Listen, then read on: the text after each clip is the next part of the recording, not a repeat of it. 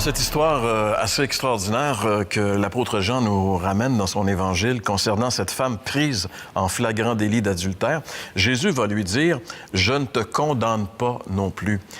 Sur quelle base Jésus peut se permettre de dire ça? Ça, c'est un bon point. Quand Jésus pardonne, c'est pas comme nous, on peut dire « j'oublie ». On oublie ça, là, c'est une erreur, c'est pas grave. C'est très grave. C'est pas comme ça, là. Non, c'est pas parce que la loi de Moïse met un prix sur les péchés. Tu sais, c'est comme si Dieu dit, m'a vous montrer le prix d'un péché, ce que ça coûte. Et puis là, c'est la mort. Moïse a dit qu'il faut lapider une telle femme. Donc, normalement, ça veut dire la mort. Mais Jésus, pour dire « je te pardonne », c'est qu'il prend la facture de la femme et il dit « je vais payer pour ça ». Donc, c'est pas un « on oublie ça, c'est pas grave ». Il dit « non, je vais pardonner, je prends mon compte ». 2, il lui dit après « va et ne pêche plus ». Mais pour qu'elle soit capable de ne plus pécher, il faut qu'elle trouve une nouvelle source, quelque chose qui désamorce en elle la convoitise. Parce que c'est une chose de dire « je suis pardonné », mais est-ce qu'il y a une liberté? Est-ce que Dieu, ici, maintenant, dans cette vie, après qu'on ait mis notre confiance en lui, qu'on reçoit ce pardon, que Dieu restaure avec nous la communion, est-ce qu'il y a, on pourrait dire, une vraie vie qui produit une liberté qui fait la différence de, par exemple, avant d'être sauvé et après? Et puis là, il y en a une. Bien, écoute, je pense à un verset dans l'Épître de Tite. Regarde, ça dit « Car la grâce de Dieu, source de salut pour tous les hommes, a été manifestée.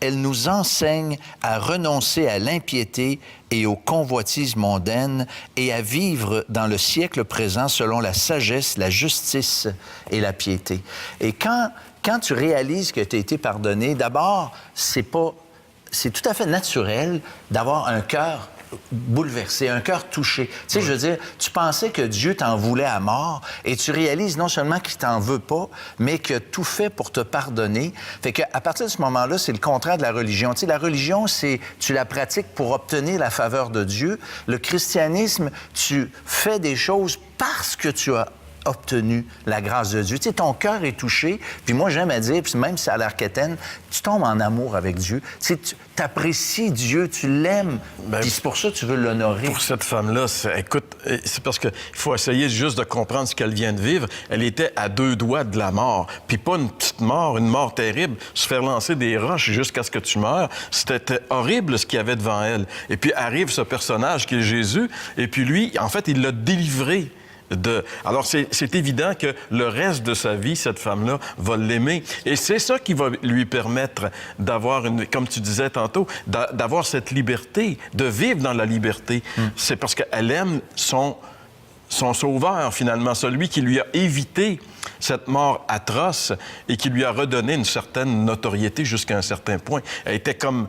c'était un torchon, cette femme-là. Elle était amenée là, tu sais, je veux dire, comme la plus vile des personnes. Et le Seigneur lui redonne, en réalité, une vie nouvelle. C'est sûr qu'elle a une reconnaissance éternelle envers son Sauveur. Et c'est cette grâce-là, cet amour nouveau que Dieu a mis dans sa vie qui va lui permettre de vivre. Et c'est ça, quand on parle de ce thème que nous abordons cette année à partir de la loi, libéré pour vivre libre, c'est la grâce qui se manifeste dans la personne et dans l'œuvre de Jésus. On aimerait tellement ça que chacun de vous qui nous écoutez puissiez expérimenter ce que ça signifie connaître la grâce de Dieu.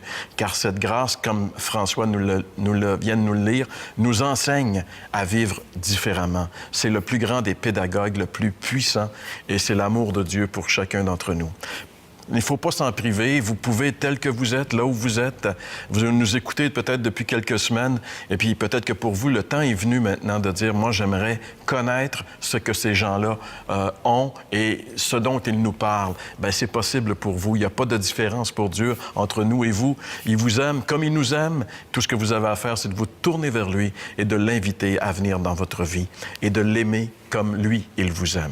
C'est ce qu'on vous souhaite et on a encore beaucoup de choses à vous dire dans une autre émission de l'heure de la bonne nouvelle la semaine prochaine.